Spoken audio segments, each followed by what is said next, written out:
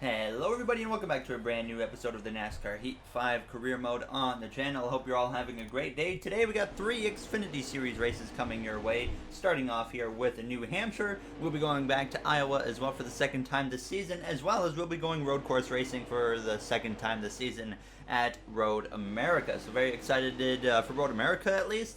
Not sure exactly what to expect coming into New Hampshire or a track like Iowa. Last time we came to Iowa, we actually finished in the top 10. So confidence is high coming into this episode, and it starts off with New Hampshire as the green flag is out, and we are underway here from the 13th starting position. So a decent qualifying effort, so that made me feel pretty good coming into this race here as we dive down into turns 1. Obviously, we have 6 wins on the season so far in our rookie season of the Xfinity Series. Compared to the NASCAR Heat 3 and NASCAR Heat 4 career mode, we're having an incredible start to the career mode, at least in this one, because we could never win this many races in the past games in trucks or Xfinity. But now here we are, a truck champion after winning like 6 or 7 races in that, and now here we are, rookie in the Xfinity Series with 6 wins, and hopefully by the end of this episode we'll have another victory in our category or in our stats, as well as we dive down into turns 1 here on lap 2, clearing the 78.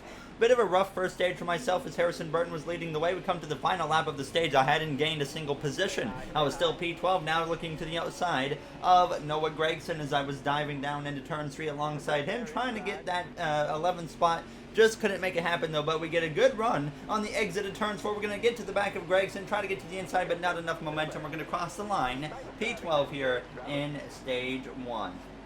So not the best effort in stage 1. I honestly was expecting a lot more speed, because usually when we qualify better than like 15th, we can work our way through the field fairly easily, but that unfortunately didn't quite happen. Now as we get ready to go green here for the start of stage 2 in New Hampshire. Harrison Burton has been one of the strongest contenders lately here in the career mode, as we have seen in the last episode or so, how strong he's been running up front. He got a win, as well as we stole a win from him in Indianapolis, so we know he's going to be a strong competitor in the playoffs. Now as they're going to go 4 wide through turns 1, surprise, surprise, it's Noah Gragson making that move, and then I'm going to follow through and go 4 wide up the middle here between Clements, the one of Michael Annett, Alex LeBay, and myself will get through.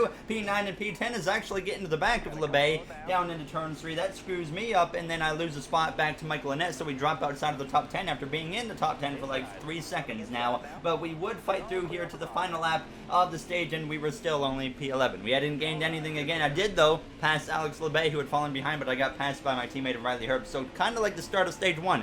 I gained some spots, but after like 1 lap, I couldn't do anything. So I was just kind of stuck here in P11. Nothing really to show now as it came through out of turns 4. Harrison Burton sweeps the first 2 stages. He continues to rack up the playoff points, and we come through the first 2 stages without a single stage point. So not the greatest for us, but obviously it's not stage points that matter right now. We're not going to be able to win the regular season championship, and the thing that matters most is just getting playoff points.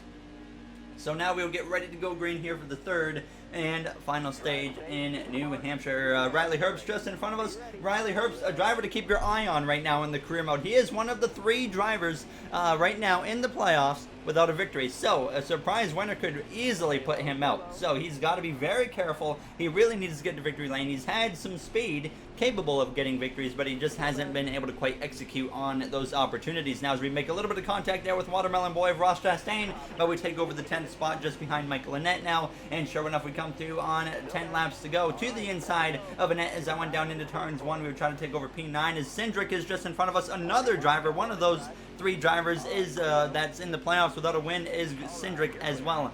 So you got to watch out for him. Now as a surprise winner could knock him out too pretty easily. Then Michael Annett though on lap 22, he got back up my inside out of turns 4. I fade back down into P10, but I would just continue running P10, but I would lose connection with the drivers up ahead as Harrison Burton still leading the way, dominating this race here in New Hampshire. I believe he's led every lap. He drove away from the field as we came through to the final lap of this race, and just one of those very uneventful races it was here in New Hampshire. Now is I just didn't do much. I couldn't do much. I didn't have the car to do much. We still have a solid car here running P10, so really cannot complain with the pace too much now as we dive down into turns 3 on this final lap in the Overton's 200 at New Hampshire Motor Speedway. Now as Ross Chastain tries to close in from P11 as we exit turns 4, but it is going to be Harrison Burton picking up the victory, and we come through to cross the line for a solid 10th place finish here in New Hampshire. So Harrison Burton clearly picking up steam now late in this regular season. Riley Herbst got P3, and then obviously we were the worst Joe Gibbs car in P10. So, Joe Gibbs Racing rookies actually, at least in the top 10, and a lot of wins between myself and Burton, obviously. I think we're at like, it is 8 wins between myself and Harrison Burton, I think it is now, as we would go right, though, into the next episode here in Iowa now, as the green flag would be out, and once again, we are underway. This time, we qualified a few positions worse than New Hampshire, now down to P15, as we dive down towards turns 1. Last time we came to this track, I consider it similar to how New Hampshire just went. We had decent speed to run maybe around the top 10, but we didn't have speed that was going to be anywhere near capable of winning the race. Now, as we dive down into turns 3 of the inside of Jesse Little, as we come through the center of the corner, so just trying to get on that inside lane. Behind me was, I can't actually tell who that is, maybe Timmy Hill. Now as we dive down towards turns 1 with 5 laps to go in the stage here. So P12 as we went into the corner, Michael Lynette moving his way through the field pretty well as we exit turns 2. Then sure enough, we would climb up to P11 as it came to the final lap here of stage 1 through turns 3 and turns 4. It was actually Ryan Seig who would win stage 1. So a playoff point to Seig as I crossed the line to get P11 here in stage 1.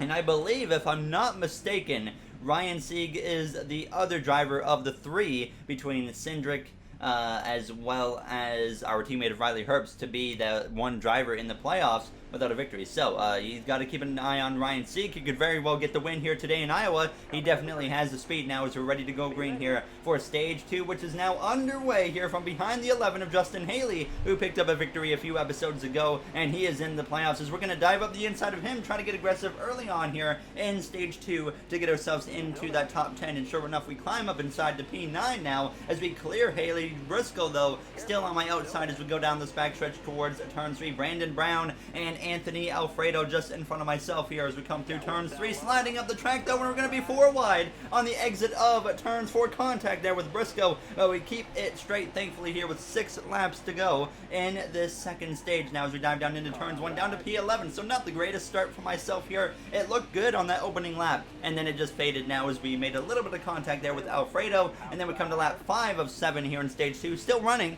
about P11.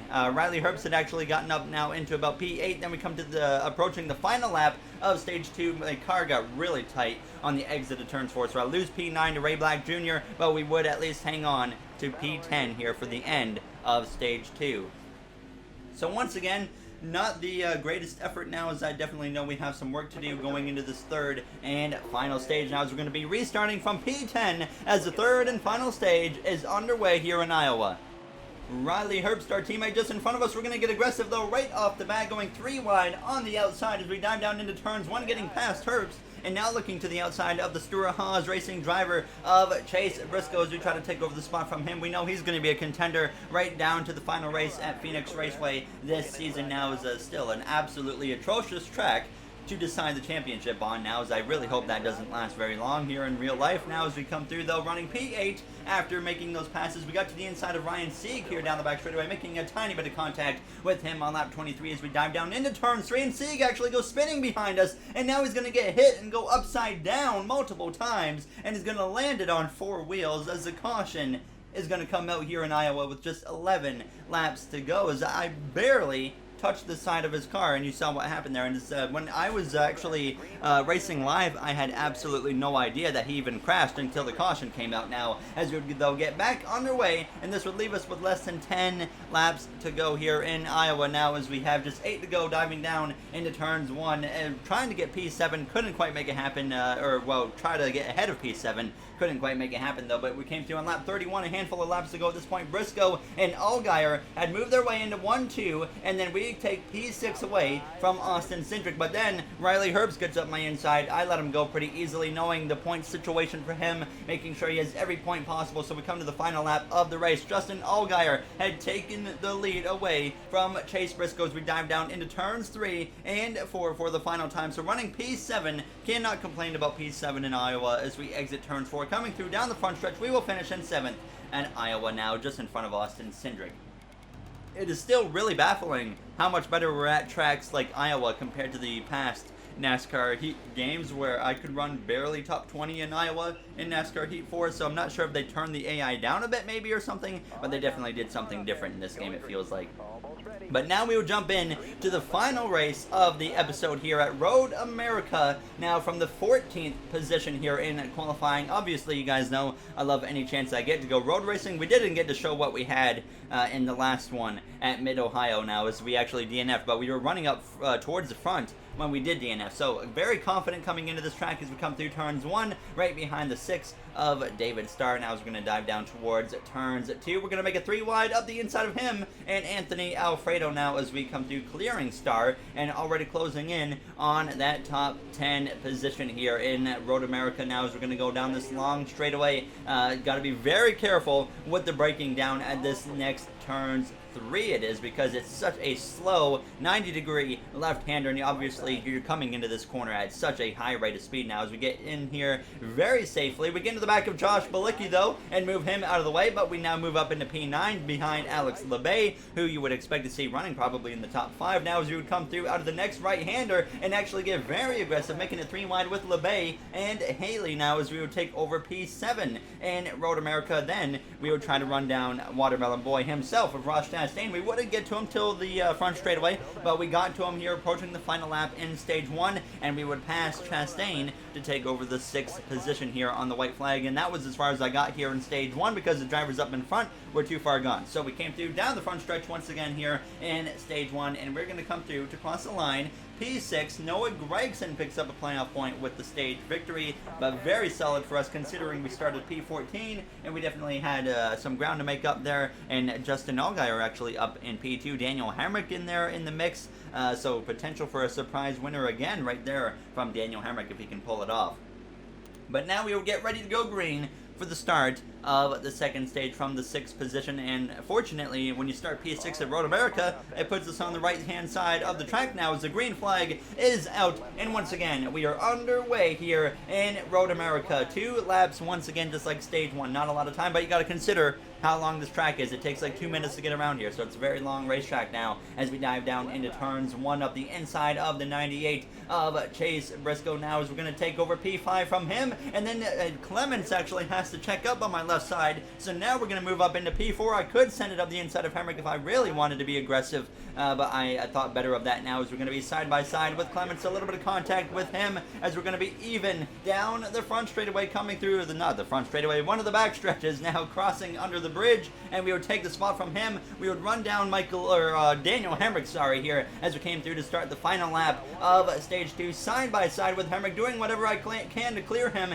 down into turns 1, but we come together going down into the corner. He's going to go into the grass and spinning into turns 1, into the sand pit he goes. A caution comes out on the final lap of stage 1, stage 2. The stage does end from that caution as it's P4, as that was all on me there, as when I hit the brakes, the car just kind of went into the 8 of Hemrick, and unfortunately I could not get away from him, and I decided though to stay out as everybody came into the pit lane. So making a bit of a strategy call, but I looked at the situation and I was like, why is everyone pitting when we can make it on fuel? 4 laps to go, 5 laps of fuel in the car. So I think we may have just potentially made a race-winning call right here if we can hang on to the win as we dive down towards turns 1 on the start of the 3rd and final stage.